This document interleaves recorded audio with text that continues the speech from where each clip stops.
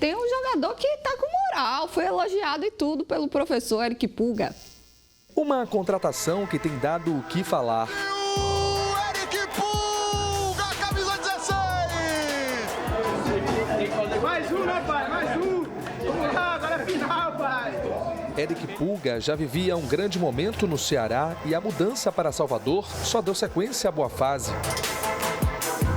Pelo tricolor, são 11 jogos com 4 gols e 5 assistências. Números que deixam o atacante na vice-artilharia do clube em 2025. O bom momento rendeu elogios do treinador. Ele ajuda muito a gente, é muito profissional, muito bom menino, calado, mais tímido. Mas quando tem essa chance do 1 contra 1, ele arrisca, tem personalidade. Já no Ceará, eu acho que ele está sendo exatamente a cópia fiel do que ele era no Ceará. Não sentiu a troca, vem para o Bahia e vem ajudando. Com a titularidade assegurada, a boa fase de Pulga será crucial na sequência decisiva que o tricolor está prestes a encarar. Quando surgiu o nome do Pulga como uma possibilidade para o Bahia, todo mundo aprovou, né? O torcedor ficou satisfeito, ele vivia uma excelente fase e ele chegou com personalidade, né? Encarnou a camisa do Bahia e hoje é uma peça importante na equipe. Exato, Ju. O Pulga foi artilheiro da Série B, jogando pelo Ceará. Ele é um ponteiro, né? Ele é um extremo, um jogador que joga aberto, predominantemente, e ainda assim foi artilheiro da competição. Então ele veio precedido desse fato, né, que ele executou. Aí houve uma certa desconfiança se vai haver adaptação correta, quanto ele vai entregar, mas gradativamente ele foi ali conquistando a posição, um jogador importante, como disse o Rogério, ele tem um enfrentamento de 1 para 1 bom. Para que serve isso? Às vezes o sistema defensivo está todo montado, você tem muita dificuldade no jogo associado de entrar nesses espaços, e se você tem um jogador que individualmente consegue vencer o seu marcador, você gera a situação através da jogada individual. O Pulga tem essa qualidade também e é um bom finalizador. E traz mais uma coisa importante, né? A idade, ele é muito jovem, ele não é um jogador que está pronto. A tendência do Pulga em dezembro está no nível superior do que ele apresenta agora em março. Um jogador interessante, ainda crescendo. Perdão, senhor. O que eu acho interessante, e aí o Pulga, que eu concordo com você inteiramente, é um jogador de beirada, é um jogador que joga mais pela lateral do campo, por origem. Mas ele é exatamente utilizado por Rogério da forma, permita-me, Rogério, equivocada que ele utilizava o Everaldo. O Pulga é um jogador, repito, que joga pelas laterais, mas que tem uma habilidade, uma familiaridade muito grande quando está colocado pelo meio, como se fora um falso centroavante. Então, é um jogador importantíssimo, inteiramente adaptado ao Bahia e hoje um dos jogadores mais importantes da equipe tricolor. Aí, o Bahia atirou e foi no alvo, portanto, atirou certo. E acabou encaixando, né? Porque ia perguntar isso para vocês, o casamento ataque, aí, né, do trio. Encaixou o trio porque Ademir é um velocista, o Bahia precisa gerar amplitude no jogo, né? O futebol é assim hoje. Então, Ademir por um lado e Pulga por outro. O Bahia tem velocidade, tem capacidade de jogada individual.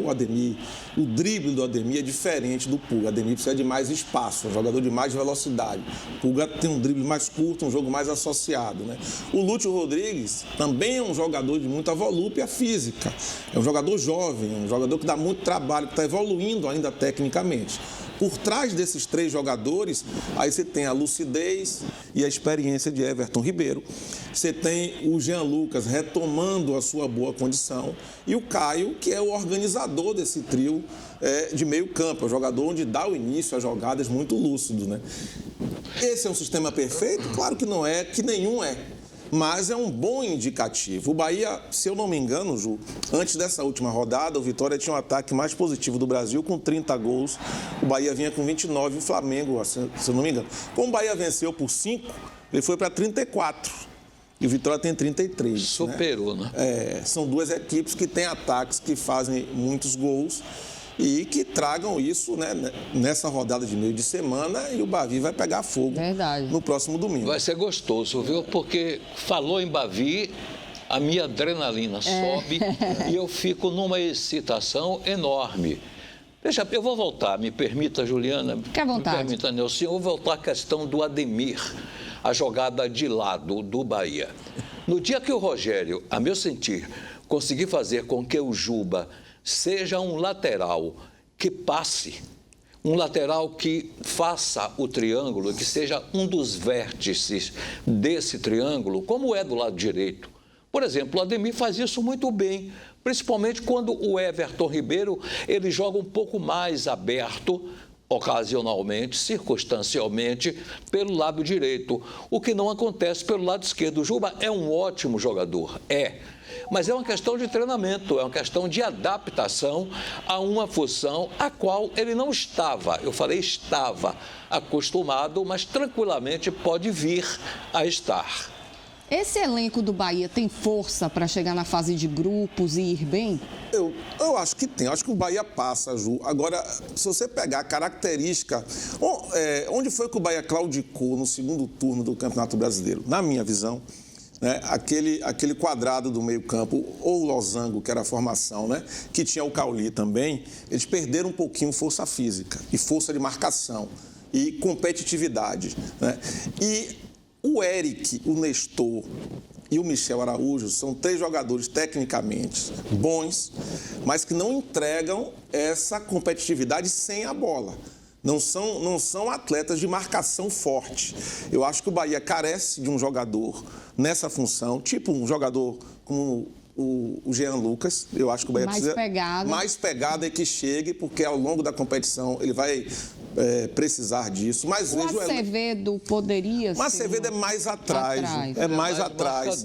Ele não tem a saída tão boa. É um jogador que também não guarda tanto a posição. Ele precisa dar uma educada nisso. Então, a necessidade de contratação que você não vê no elenco. Eu acho que precisa de um jogador assim. Eu vou dar um exemplo de um jogador do Vitória que tem essa característica, o William Oliveira.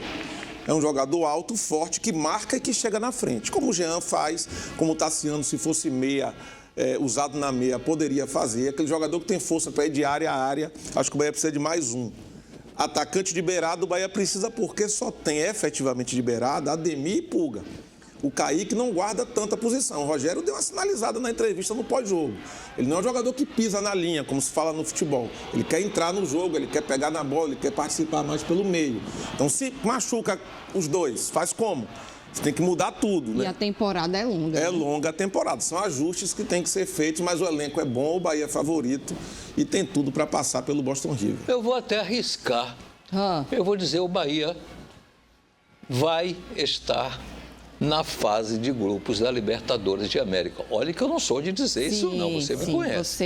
Mas eu vou dizer, e vou dizer mais, eu concordo com você, Odelson, em relação ao ano passado, eu disse uma época em que o Bahia tinha um dos melhores meio-campos do futebol brasileiro. E acho que não errei. Só que houve uma involução, infelizmente, do meio-campo, e você personalizou há pouco, do meio-campo do Bahia como um grupo. Aí a equipe sentiu, a equipe evoluiu como todo.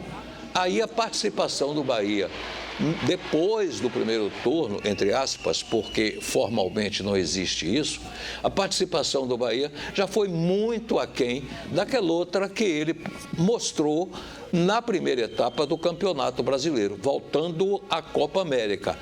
O risco existe, citei há pouco.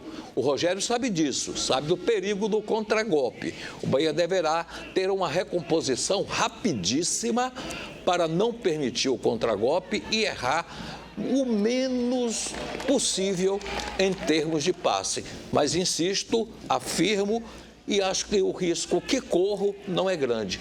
O Bahia está na Libertadores na fase de grupo.